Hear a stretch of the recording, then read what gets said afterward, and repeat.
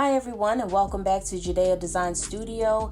My name is Ashley here. I am the owner, and I am actually going in to show more people the behind the scenes things or troubleshooting that graphic designers typically have to go through.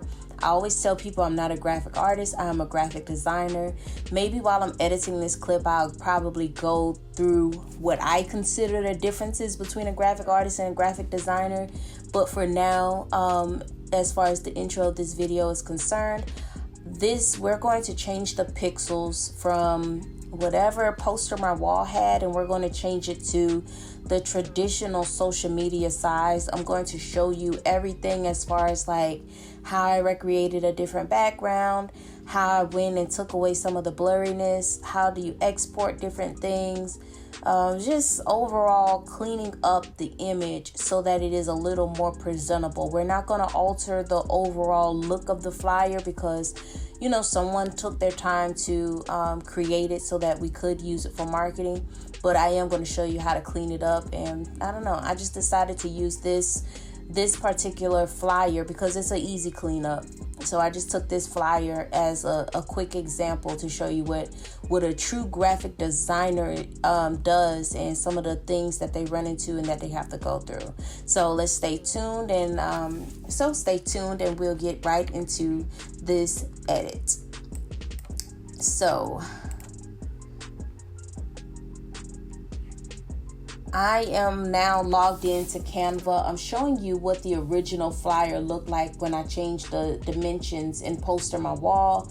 I'm showing you what it looks like. I think I'm showing you a black gradient. I can't remember, but yeah, see, I was going to put a black gradient over this and show you all how to edit it. And I was like, nah, it's not giving.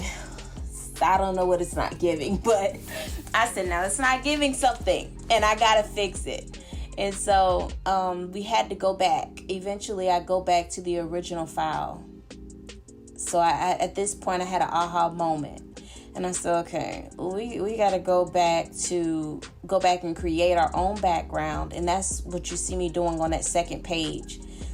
I just mimicked the red, the black, got a cloud. I know I'm missing the water, so you're going to see me playing around with different water effects.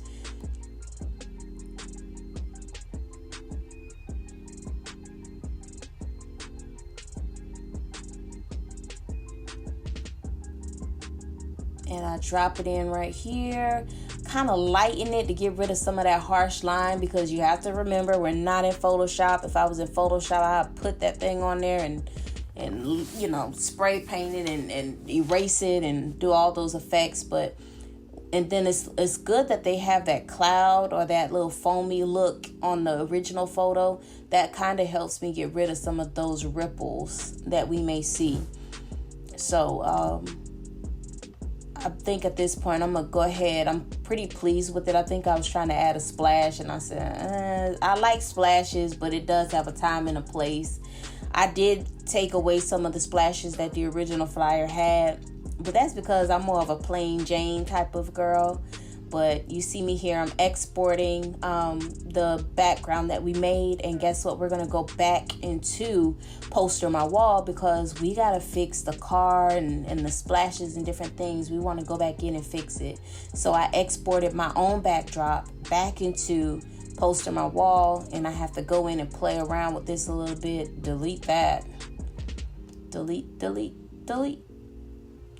it, child. It's like I'm rearranging the frame so that you all can see what I'm doing. But I'm going in, I'm adding my photo, adding a brand new backdrop. It's been ages since I really delved into Postermywall, as you can see from some of the old photos I have. But it should populate soon. It's not in the screen, but it's saying that it's loading. And there you have it, the background that we created in Canva. Go ahead and send it to the back, all the way to the back, and lock it. And so you're going to see I struggled with, the background moving. I think I had to make the cloud behind the car a little bit bigger. So that's kind of what I did. Just had to move some of those things out the way. It's hard for me to really do layouts and Postermywall because it's like they changed some things around since I've last used it. See, I'm making the puff. But it's like they changed around some things since I've last used Postermywall. And I don't know. It just seemed like you have to lock things. Every time you have to be sure on where you're going to place something and then lock it. So you don't have to worry about it moving once you've taken your time and position it the right way. So yeah, we're back in, like I said, we're back in Postermywall. I've just imported the background graphic, and I'm just rearranging it. I know that when I import it back into Canva again, so yeah, we're playing ping pong here. We're going back and forth, but I'm going to finish everything in Canva. But as you see, I'm just kind of making sure I have enough space for the text. If I'm honest, I didn't do any thumbnails or anything like where, I roughly sketch where I'm going to place things. I felt like this was already done. So I just know I need enough space to put the address, put how much these things cost, put the date and the time. So I'm just kind of playing around with that space at the bottom in that black area.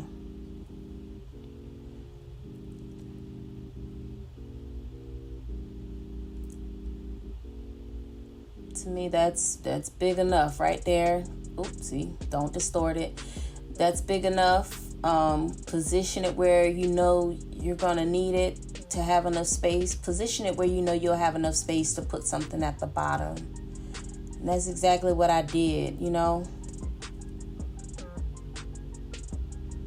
I'm preparing to export this again, like I said, and we're going back into Canva, and that's where we're going to rest for the duration of, rearranging this flyer. So I just go ahead and add a third page. Well, I uploaded it first. Now I'm going to add a third page. And that's just to make sure I don't alter any of the original stuff too bad. So resizing that to the social media size, and I'm just gonna be honest, it already looks clearer than the original file because we don't know the person who uploaded this in Postermywall. We don't know where they got it from, if they created it themselves. It could have been one of their first designs, and I know I've personally messed up a few designs where some things came out blurry, my layouts weren't always perfect. That's why I just give grace to people who's going into the design field. I have my own signature when it comes to what to put at the top of these flyers. And so I'm just going in and creating that verbiage and the font that I love to use. And then I add a little spacing in between it. And I'm telling you, just little things sometimes can make you stand out as a graphic artist, as a graphic designer. I'm telling you, just little things like this. Playing around with the kerning just a little bit. I'm sorry, that does enough for me on a flyer. And I'm at this point, if you've ever taken like any type of graphics course, a lot of them are going to teach you how to mimic what you see, because a lot of your work as a graphic designer, I can't stress this enough, it's not about how cute something is, but it's about your ability to mimic exactly what you see. People think it's just all about doodles and you're in this place where you're so comfortable and all these other things. And that's not what graphic designing is. I'm telling you, graphic designing is fixing somebody else's mistake majority of the time so that it can print, so that it can print really nicely, so that it don't print blurry, and so on and so forth. And so I'm basically just retyping the information that was placed on the original flyer. I'm just basically replenishing all of the details. And you'll see me do that in the next few clips.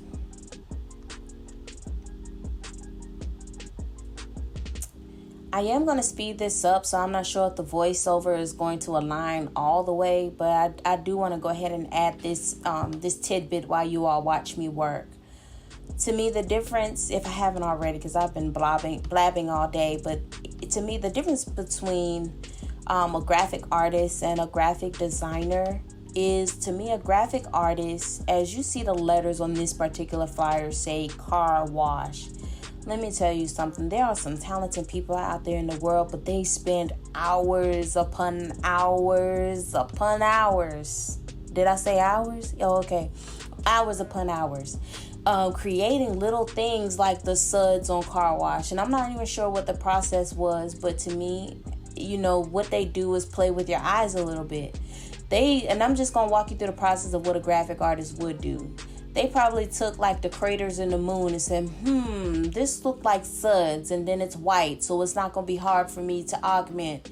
And then they might add different things. They might even draw suds. And I don't know. It's like they take their time to make the words like car wash, or they take their time and create actual fonts and things like that, so that people have it to design with. They might draw shapes all day, but guess what? Them shapes is what might set the trend for the design world in the next couple of years. So I try to tell people, I'm not a graphic artist. I don't have the time in the day to sit and pay attention to details like that.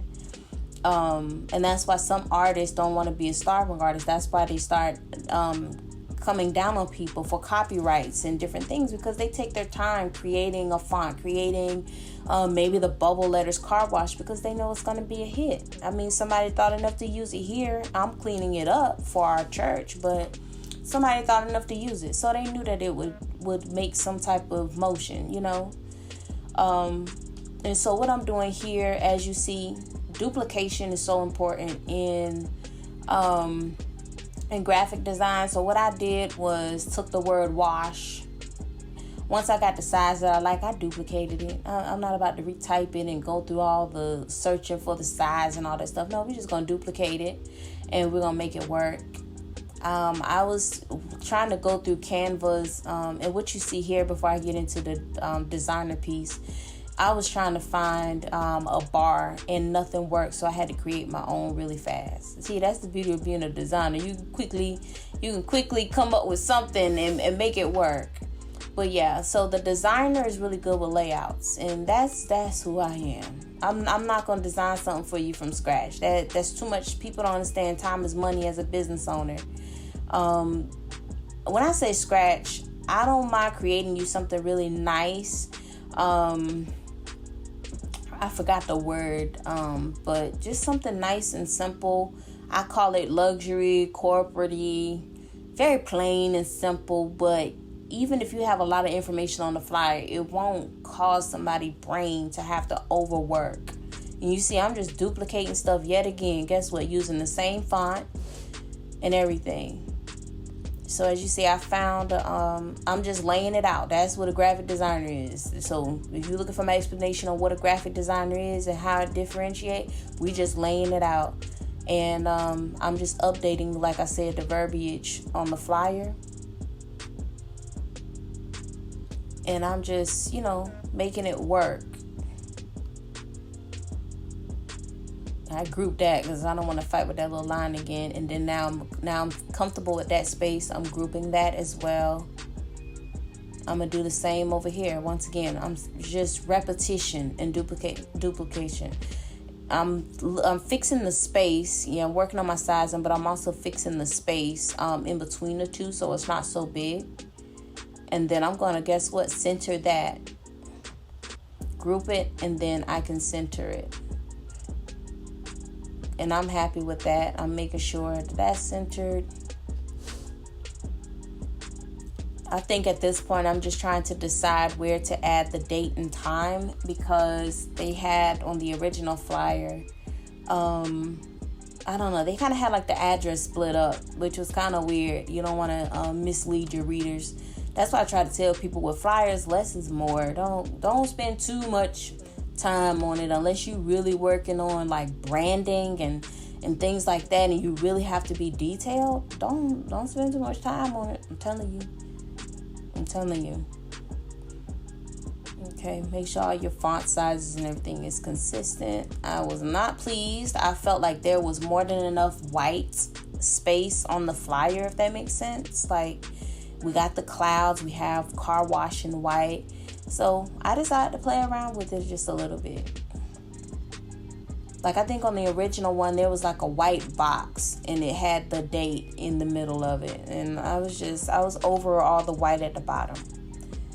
This thing is all, layouts and stuff is all about balance. And you really have to have the balance. I don't like harsh boxes.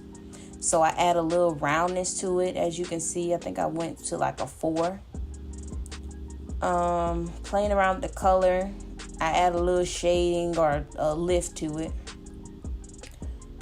So I add like a little smoky blur to the back of that. I'm looking at it and I said, woo, this red pops out more than the car and the background itself. And so I'm about to go in and just change the coloring of it. And honestly, that about sums it up. I'm going to end this clip with and that was too dark. So I made it pop just a little bit, but not so far that it's like, ooh, you know. But anyways, I'm going to end this clip with me exporting it and uploading it on Facebook. I didn't show all of that information, but I'm going to show you the before and after of the original flyer. I'm not just talking about the design piece, but just how if you use the wrong pixels, it can, make or break what people are scrolling with on social media can see. So that's that. And as you can see in the comparisons here on the left, which is the before, like I said, nothing really wrong with the flyer. It's a little blurry on social media. Exporting is important. But I also want to say, as you can see, if I'm on my cell phone, this is cut off.